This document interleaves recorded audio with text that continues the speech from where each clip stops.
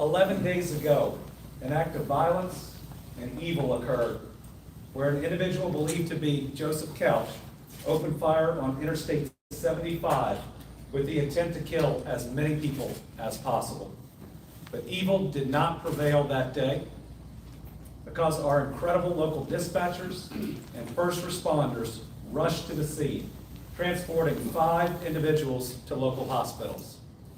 There, our healthcare heroes took action and they saved lives. By the grace of God and the skilled response of so many, Joseph Couch failed and no one was killed in this incident.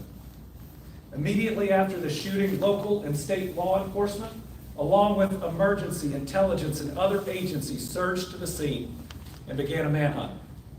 A command post was quickly established on the eastern side of the interstate, and initial sweeps of the area were conducted.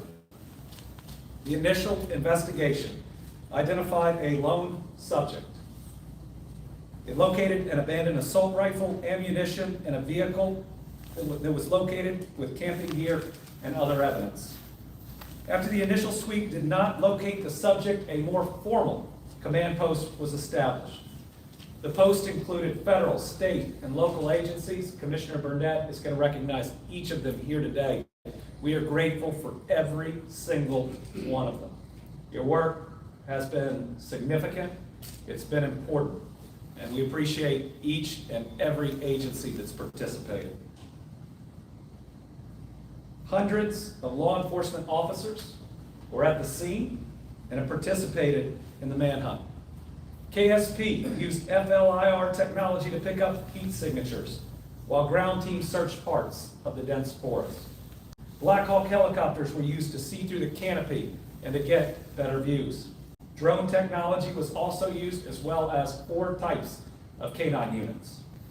Ground teams were assisted by ATVs and UTVs to help with the search, and to date, I believe the number is 28,000 acres of forest have been searched. During all these activities, cameras were placed across the forest to detect movement. Those are being monitored up to and including today. While the manhunt continued, 2 other missions were being carried out. First, law enforcement was following up and pursuing any local leads about the gunman's location, including any tip that would suggest he was mobile or outside of the forest. The second mission that was occurring was coordination of efforts to increase law enforcement presence in the community, to provide additional safety and assurance to your neighbors, to our citizens, as they work to transition back to day-to-day life.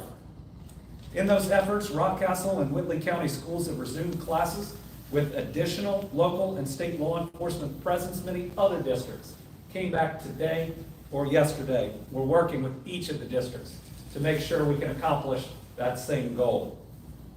The goal of all of these activities and how we have balanced those missions has always been about what provides the best public safety. In the beginning, the best way to provide safety was to locate most of our assets in the manhunt, hoping to find him to neutralize the threat. As that has become less and less likely over the past several days, our best plan now is to augment law enforcement in this community to where our people are. In other words, as the odds of finding the individual in the forest are less, the deployment of our resources into the community now provides a better public safety outcome, a better deterrent than simply continuing the manhunt at its current levels. So beginning this afternoon, we'll begin transitioning state and local law enforcement agencies from a manhunt to a larger presence in this community and the surrounding communities. The search will continue through the monitoring of cameras and the use of aircraft where available. And again, these groups behind me will continue to follow up all credible leads about his whereabouts and continue to investigate all of them. In other words, all 3 missions will continue. But today we're announcing that we are reallocating resources because we believe it is necessary now to do so to provide for the best safety outcomes for our citizens. The plan is fully supported by myself, Mayor Weddle, Commissioner Burnett, Sheriff Root, and Chief Holland. We stand united in this approach. We know it's the right decision, and our commitment is to protect the people of this region. To our citizens, we have and we will continue to stand with you, to provide the resources to ensure your safety. We will not live our lives in fear. We will move forward together, and yes, we will get through this together. Before I turn it over to Commissioner Burnett, I also want to note that we had tragic news for our Commonwealth that we heard last night when Russell County Sheriff Deputy Josh Phillips was killed in the line of duty. Brittany and I are praying for his family, for all of our law enforcement community, and for the entire Russell County community. It also underscores why this group has been as careful as it can in this search in this forest to make sure that an event and an incident where Joseph Couch was not able to take lives during the interstate shooting has not resulted in the loss of life in the search. So I want to close by saying I'm very proud of the work that's been done by all these agencies.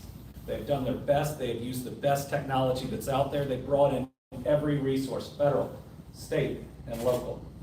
But on day 11, we know that bringing the boots on the ground from the forest into the communities is going to give the best reassurance to our citizens that if he's still out there, we are right here with you, where you go to school, where you go to church, in the communities with a significantly enhanced presence, ready to protect our citizens, making the very best decisions we can to ensure their safety.